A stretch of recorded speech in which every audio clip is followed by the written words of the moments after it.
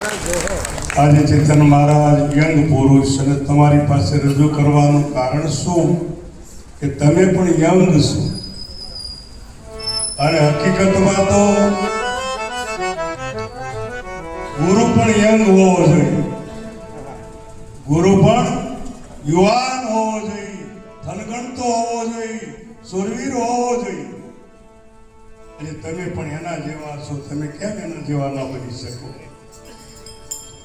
ચેતન મહારાજે મધ્યની વાત કરી.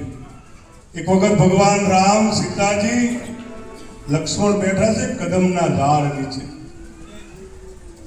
એમાં ભગવાન રામ પૂછે છે લક્ષ્મણને કે હે લક્ષ્મણ, આ કદમનું ઝાડ મહાન છે કે આપણે મહાન છે? જેણે આપણને શીતળ છાયા આપી. લક્ષ્મણજીએ જવાબ ના આપ્યો. હનુમાનજી આવ્યા છે એટલે રામે હનુમાનજીને પૂછ્યું કે હે હનુમાનજી, તમે જે કદમના ઝાડની નીચે બેઠા છીએ એ કદમનું ઝાડ મહાન છે, ઉત્તમ છે કે અમે એનાથી પણ મહાન છે? હનુમાનજીને કીધું તમે જવાબ આપો. હનુમાનજીએ કહ્યું થોડોક મધ્યમાં મને બેહવા દો, પછી હું જવાબ આપું. મને મધ્યમાં એટલે તમારી વચ્ચે બેસવા દો, તમારા ખોળામાં બેહવા દો. એ વખતે હનુમાનજી એવો સુંદર જવાબ આપ્યો ભગવાન કે હે મારા નાથ, મારા સદગુરુ, નથી કદમનું ઝાડ મહાન કે નથી તમે મહાન, હું મહાન છું તમારા ખોળામાં બેઠો. એમાં જગતની અંદર જેને સદગુરુનો ખોળો મળ્યો છે ભાઈ, જગતનો ધન્યવાદ છે, ધન્યવાદ છે. તો હવે અમારા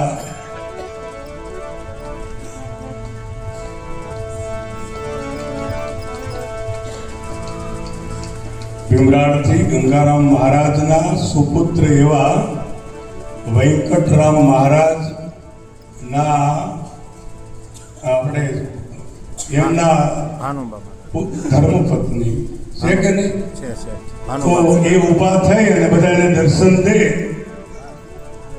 ભાનુબેન મહારાજ ભીમરાડથી પધાર્યા, દર્શન દો બાપુ, બોલો સદગુરુ.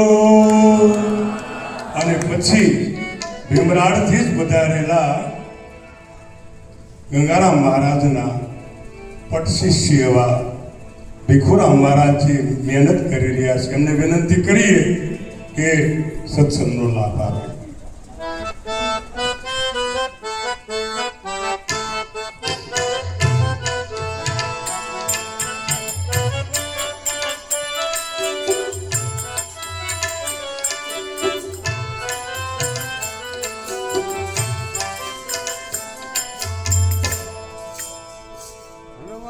એટલો સંદેશો કહેજો રામને. બોલો સદગુરુ મહારાજ, સત્ય સનાતન ધર્મ કી, નિરાંત મહારાજ, મરિરામ મહારાજ, પધારે હરિગુરુ સંત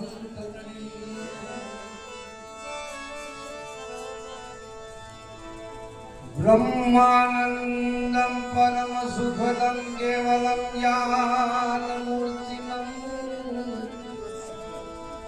द्वन्द्वातीतं गगन सदसं तत्त्वमस्यामि लक्ष्यम्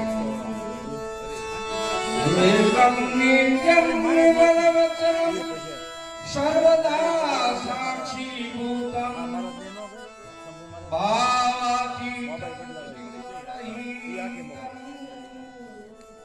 શ્રી સદગુરુ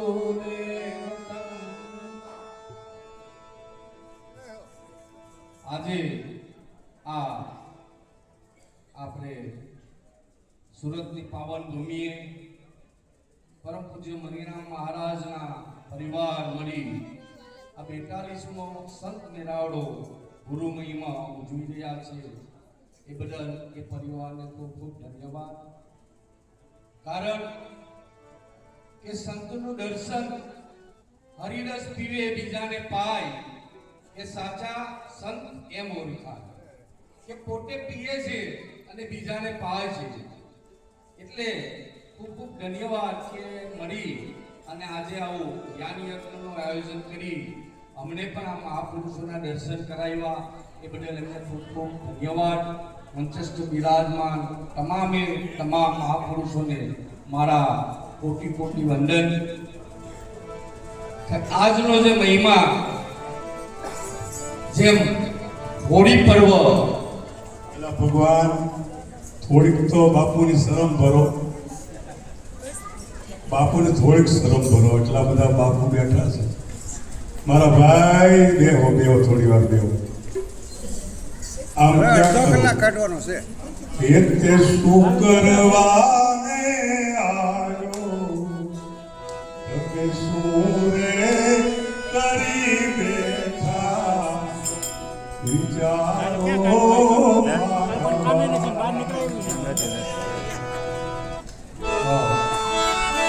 એટલે આજનો જે આનંદ, આજનો લાવો લીજીએ રે, ખરેખર આજનો જે લાવો છે એ જ આનંદનો છે. એટલે મહાપુરુષ આવો આનંદ પાછો ફરી ફરી મળે એવો નથી. મહાપુરુષે ખૂબ અમારા કુંવરજી મહારાજે, લાલજી મહારાજે, રમીલાબા મહારાજ ખૂબ ખૂબ સારી એવી વાત કરી આપણને જ્ઞાનની. પણ એમાંનો એક શબ્દ બી લાગી જાય તો આપણું જીવન ધન્ય બની જાય. એક શબ્દ ગુરુદેવ કા ને ટાકા અનંત વિચાર, પંડિત ઠકે મુનિજના, જેનો વેદ નો પામે પાર. તો કે એ શબ્દ કયો કે આ શરીરની અંદર હું કોણ છું? આ દેહ 5 તત્વનો છે પણ એ હું નથી. એટલે તો હું કોણ છું? હરી કેવા એસી જપતા વાણ, સદગુરુ કો ઢૂંઢત ફિરત તાકો મુમુક્ષુતા. જ્યારે આવો પ્રશ્ન આપણામાં આવે ને ત્યારે આપણામાં મુમુક્ષતા આવે. એટલે શંકરાચાર્યજી કહે છે કે આ મનુષ્ય જન્મ મળવો અતિ દુર્લભ છે. તો ખરેખર આપણે મનુષ્ય છે ખરા? આપણે વિચારવું જોઈએ કે આપણને પ્રાણી કીધા છે, મનુષ્ય નથી. મનુષ્ય તો થવાય છે, ડોક્ટર થવાય છે, ડીએસપી થવાય છે, વડાપ્રધાન થવાય છે, રાષ્ટ્રપતિ થવાય છે. આવું એક પદ છે, એવું મનુષ્ય પણ પદ છે. અને એ ગુરુના ચરણે જાય ત્યારે મનુષ્ય બને છે. કે કરે મનુષ્ય એક પલ મારે, ગુરુ મહિમા અપાર જો, ચાલો ગુરુજીના ચરણે રે, ઓળખાવે અવિનાશ જો, આ તારે ભરમણા બડી મનની રે, તારે મનણ ત્રાસ જો. ગુરુ મહારાજના ચરણે જાય ને ત્યારે આ ભ્રમ મટે. નહીં તો આપણા માથા ઉપર લાકડાનો ભાર હોય એનાથી ઠંડી કોઈ કાલે નહીં બનતો જાય. એમાં અગ્નિ તો છે પણ એ અગ્નિ આપણી ઠંડી ઉડાડે નહીં. ક્યારે ઉડાડે? તો એમાં એ અગ્નિ ચેતાવે. એટલે આ જ્યારે ગુરુ મહારાજ આ ભ્રમને ટાળે ને ત્યાં સુધી આ સંશય જાય નથી. એટલે અર્જુન મહારાજે કીધું કે પોપટ જપતો રામ નામનો ભેદ ન જાણ્યો, બળદ ફરે છે ગાણીએ બાટી અંધાણી આણ્યો. આ વાનર વનફળ ખાય જાતની જાત ન જાણી, ગઢે ઉચકી ગુણ મારની ગુજના આણી. આ વાડીનો ભમરો ભૂલ્યો, આ ફૂલમાં ફળ શું આવશે? અર્જુન સાર સમજ્યા વિના આ સુરતા ક્યાં ઠેરાવશો? આ ગુરુ મહારાજે આપણને સુરતા એક સ્થિર કરી છે. મન સ્થિર થયો અસલ કર ઓળખાવ્યો, ગુરુની દયા થકી હવે નહીં ભટકવો. આ વાસ પૂર્યો ઘરમાઈ હવે થયું નક્કી, પણ એ ઘર ગુરુની પાસે છે, ત્યાં સર્વે સંતોનો વાસો છે.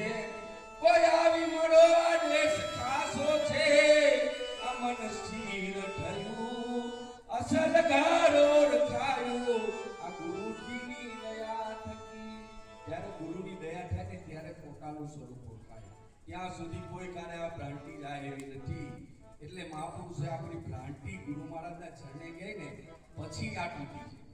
ત્યાં સુધી એટલે નિરાંત મહારાજ કીધું કે મરવા ઉતરવાનો સંશય મતો છે ને, નથી મુકાયેલા જાણું વિદેહી પણ દેહ વિશ્વર ખાતર આપમાં આપ સમાણું આનંદથી સુગરાનું સુખ આનંદથી સુગરાનું વરતી નવે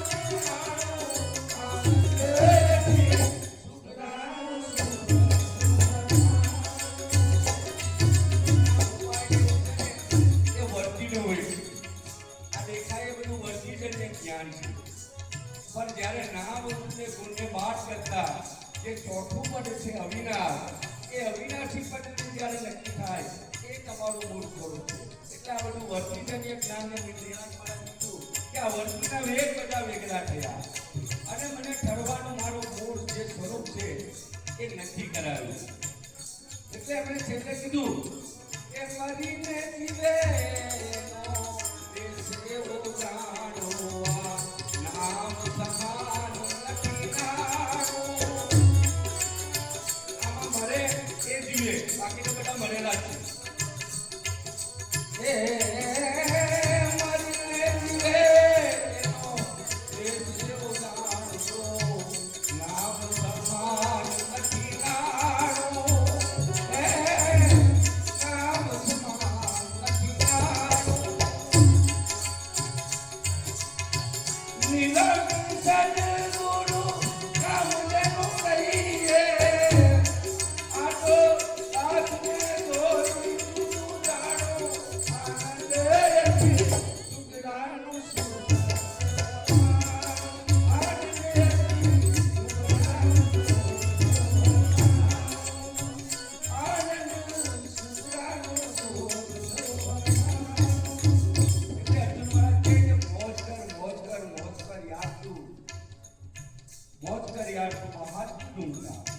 માટલું ધાવતા દૂધ પીવા આવતા બાળક પૂજે નહીં પાડકું પૂજતા તાટ કહી બાળક બોલતા એટલે અર્જુન મહારાજ કહે છે કે આ વિદ્યા ગા પૂજવું નહીં પૂજતા અને આવા સમરસ સદગુરુ જે તમે જે ઈચ્છા કરો એ કલ્પરો વિષયમાં અમારા દસરામ મહારાજે વાત કરી એવા કલ્પરો વિષયની નીચે આપણે બેઠા છીએ તો એ આપણી તમામે તમામ જે વ્યક્તિઓને વાત કરીને આપણા મૂળ સ્વરૂપને લાવે છે સમયને મળા જે કંઈક મને આટલો સમય મળ્યો એ બદલ ખૂબ ખૂબ ધન્યવાદ સંતોના ચરણમાં આટલું કરી જે મારા